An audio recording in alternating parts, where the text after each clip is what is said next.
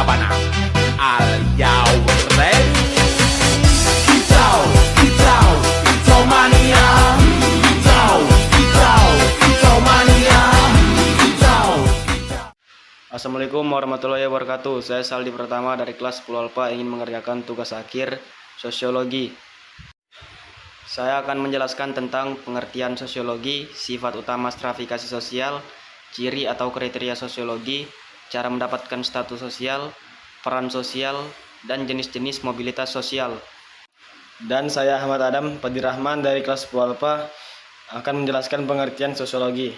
Sosiologi adalah ilmu yang mempelajari tentang kehidupan masyarakat, hubungan antara manusia, serta gejala sosial yang terjadi di lingkungan masyarakat. Yang kedua, ada sifat utama stratifikasi sosial. Ada 3 jenis sifat utama stratifikasi sosial. Yang pertama ada stratifikasi sosial tertutup. Ciri-cirinya sulit berpindah status sosial. Contohnya seperti sistem kasta. Yang kedua, stratifikasi sosial terbuka. Ciri-cirinya setiap orang dapat naik atau turun status sosial melalui usaha. Contohnya jabatan atau pekerjaan. Yang ketiga ada stratifikasi sosial campuran. Ciri-cirinya gabungan antara sistem tertutup dan terbuka. Contohnya masyarakat modern yang masih memiliki adat tertentu. Yang ketiga ada ciri atau kriteria sosiologi.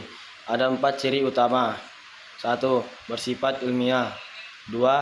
Objek kajiannya masyarakat. 3. Menggunakan metode penelitian. 4. Mempelajari hubungan sosial dan gejala sosial. Yang keempat ada cara mendapatkan status sosial. Yang pertama adalah ascribe status, diperoleh sejak lahir.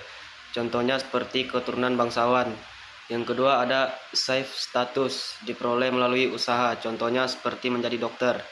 Yang ketiga ada assigned status. Assigned status adalah status yang diberikan oleh masyarakat karena jasa tertentu. Yang terakhir ada status simbol.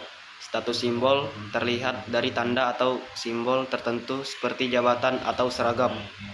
Yang kelima ada peran sosial. Ada 3 jenis. Peran aktif, dijalankan sepenuhnya sesuai kedudukan.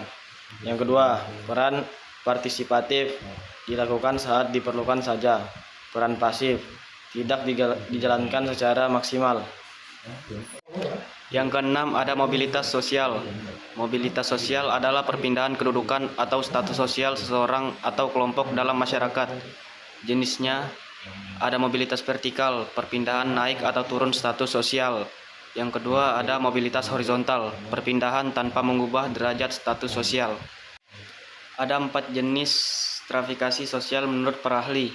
Yang pertama ada Pitirim A.Sorokin, mendefinisikan stratifikasi sosial berbagai pembedaan penduduk atau masyarakat ke dalam lapisan-lapisan hierarki secara ketat. Hal ini ditentukan oleh status kekayaan, kekuasaan maupun kehormatan.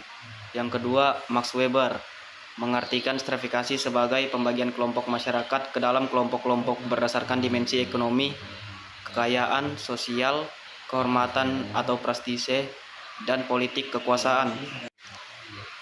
Yang ketiga ada Karl Marx menekankan bahwa stratifikasi terbagi menjadi kelas-kelas sosial berdasarkan relasi kepemilikan. Alat produksi ini menciptakan kelas atas, berjuis atau pemilik modal, dan kelas bawah, proletar atau pekerja. Yang terakhir, Surjano Sukanto menggambarkan stratifikasi sosial sebagai pembedaan posisi seseorang atau kelompok dalam kedudukan yang berbeda-beda secara vertikal atau bertingkat.